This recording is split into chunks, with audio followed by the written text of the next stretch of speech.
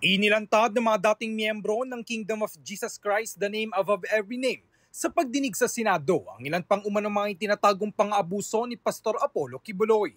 Isinalaysay ni alias Jerome sa Committee on Women, Children, Family Relations and Gender Equality ng pinamumunuan ni Senadora Risa Hontiveros ang kanyang naging karanasan noong siya'y dating miyembro pa ng religious group.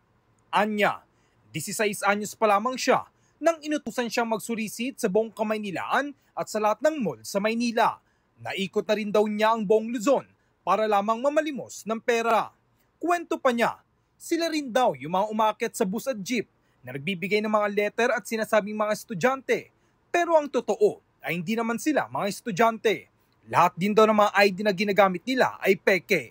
Isit, umakyat sa jeep, nagbibigay ng mga letter, sinasabi na estudyante daw po kami. Pero hindi kami totoong estudyante. Lahat po mga ID ginagamit po namin, puro piki.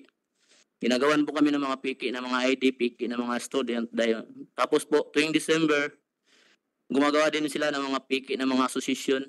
Marami pong association, 7 association na tayo. Natatandaan ko po mga association, Alay sa May Kapansanan Association, Pag-asa ng Buhay, Pagdamay sa Dukha, Sons of David Orchestra, tapos Silencio Foundation, Shavers, meron pang yung mas marami pa ginagawa nila. Tapos student, mas marami pa sila mga association na ginagawa kahit piki. Sa laysay pa ni Jerome, madaling araw pa lamang ay gising na sila para mamalimos.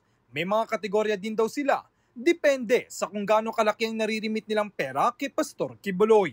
By category kasi doon po yung yung nagsusolicit doon at saka nagtitinda. Merong category A+, B at C.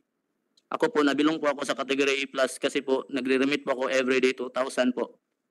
At saka bawal po kami, lalabas po kami doon, dapat alas 4, alas 5 na madaling araw, maliligo na po kami kasi meron, dating na po yung mga bus, yung ginagamit nila na bus na nirerentahan nila, yung lipad bus na noon sa Novaliches. Tapos meron din siya mga bus na mga yung para sa mga category A+, na mga aircon, mga KGC bus. Tapos doon po kami sumasakay yung mga category A+, kasi malaki daw ang income namin. Tapos yung masaklap doon, meron kasi kung category C at saka D ka, yung income mo lang 500 pababa, doon ka matutulog sa walang aircon, mabaho yung paa, tapos magulo, marami magnanakaw. Magugunit ang kasama nagtestimonya ni alias Jerome, si alias Amanda at ang dalawang Ukrainian members sa pagdinig sa Senado kaugnay sa mga pang-aabuso ni Pastor Quiboloy. Tanging ang abogado lamang ni Quiboloy ang dumalo at wala ang pastor. Kaya naman nagdesisyon ng komite na ipasabpina si Pastor Quiboloy na dumalo sa ikakasang pagdinig sa susunod na buwan. Sa ngayon ay wala pang payag dito si Pastor Quiboloy.